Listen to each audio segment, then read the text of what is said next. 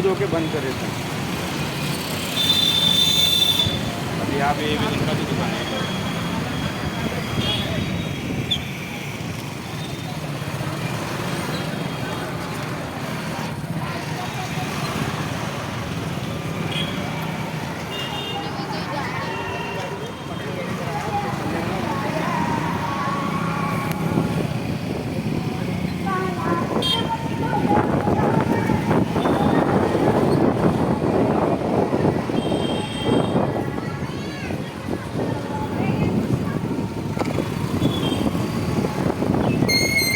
यहाँ से आमने सामने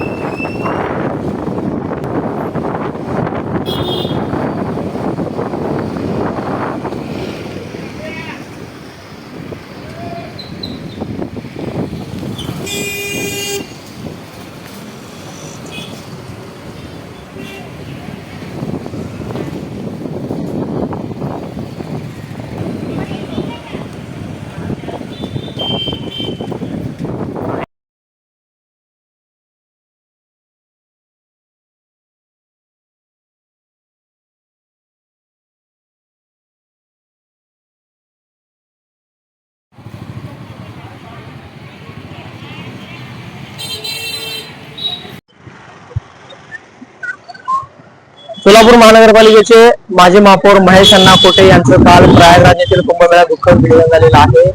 त्यांचं पार्थिव शरीर जे विशेष विमानानं सोलापूरात आणण्याचा प्रयत्न सुरू आहे आणि त्या जुना विडी घरकुल मधून महेश अण्णांनी गेल्या अनेक वर्ष महापालिकेचं नेतृत्व केलं. त्या जुना विडी घरकुल परिसरामध्ये संभाजीराव शिंदे विद्या मंदिरच्या प्रांगणात घरकुल वासियांसाठी अण्णांचं पार्थिव शरीर अंत्यदर्शनासाठी ठेवण्यात येणार आहे.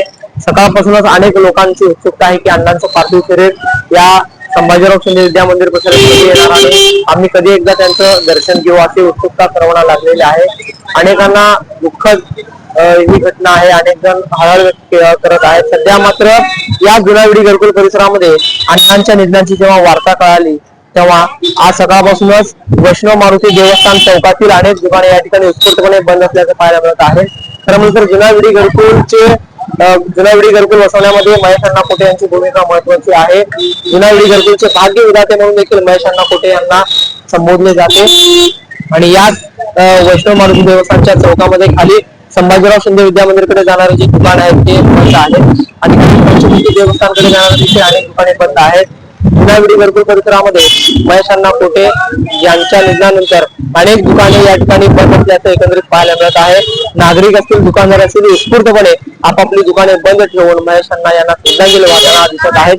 तर घरकुल सारख्या या परिसरामध्ये तुम्ही पाहू शकता की अनेक जे सामाजिक संस्था असतील, व्यक्तींकडून या ठिकाणी महेश अण्णा यांना भावपूर्ण श्रद्धांजली देणारे बॅनर देखील लावण्यात आलेले आहेत. महेश अण्णा कोटे यांना श्रद्धांजली वाहताना अनेक बॅनर्स या घरकुल परिसरामध्ये पाहायला मिळत आहेत. जे जीवनावश्यक वस्तूची दुकाने आहेत, मेडिकल किंवा अत्यावश्यक सेवेची दुकाने सोडता सगळे दुकाने या ठिकाणी बंद असल्याचं एकंदरीत पाहायला मिळत आहे. नागरिकांनी उत्स्फूर्तपणे महेश कोटे यांना दुकाने बंद करून श्रद्धांजली वाहत असल्याचं एकंदरीत पाहायला मिळत आहे. अकबर बागवान, सोलापूर.